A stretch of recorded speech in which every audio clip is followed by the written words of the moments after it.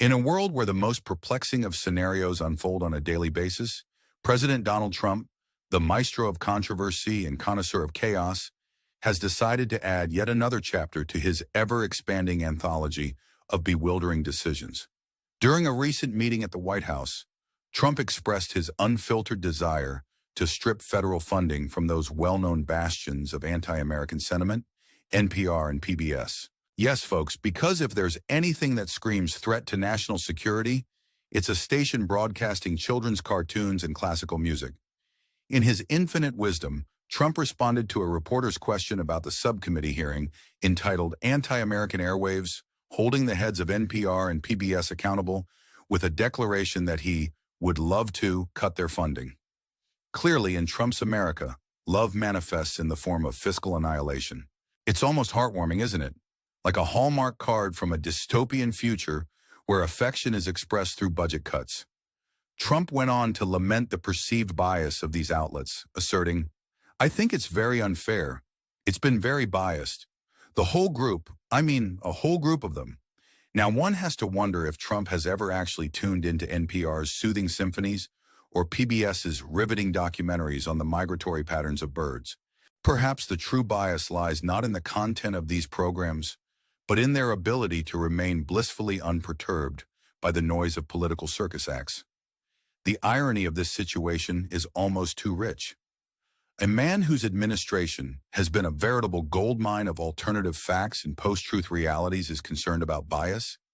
The same administration that's made a sport out of vilifying the media suddenly finds NPR and PBS a step too far. It's akin to a pyromaniac suddenly developing an aversion to matches. But fear not, dear viewers, for in the age of Trump, there is no shortage of media outlets. Look at all the media you have right now. There's plenty of coverage, Trump assured the nation. Indeed, we live in a time where media is as abundant as it is varied. From the bombastic echoes of partisan broadcasts to the endless scroll of social media feeds, we are awash in information, much of it as reliable as a weather forecast from a fortune cookie. This brings us to a curious point. If there's already such a glut of media, why the fixation on NPR and PBS? Could it be that these outlets, with their penchant for facts and their disdain for sensationalism, represent a challenge to the cacophony of misinformation that has become a hallmark of this administration? Could it be that in their quiet dignity, they stand as a rebuke to the relentless bluster emanating from the corridors of power? And so, as we navigate the bizarre twists and turns of this administration, one must ask, how does the removal of funding from public media serve the American public? Is it truly in the interest of fairness, or is it yet another chapter in a saga of control and censorship? We invite you, our discerning audience, to ponder these questions.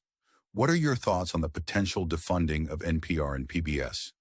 Do you see them as bastions of bias, or as necessary refugees of reason in a world gone mad? Share your thoughts in the comments below, because unlike some, we're genuinely interested in what you have to say. And while you're here, make sure to hit that subscribe button. After all, in a world teetering on the edge of absurdity, you're going to want to stay informed, entertained, and perhaps most importantly, amused. Give us a like if you enjoyed this satirical dive into the latest political antics, and don't forget to comment with your take on these events. Together, we can navigate the madness with a smile and a healthy dose of irony. So let's raise a glass to NPR and PBS. May they continue to serenade us with their so-called bias, and may the truth, however inconvenient it may be to some, prevail. Cheers to the absurdity of it all, and here's to hoping that common sense makes a triumphant return to the land of the free and the home of the brave.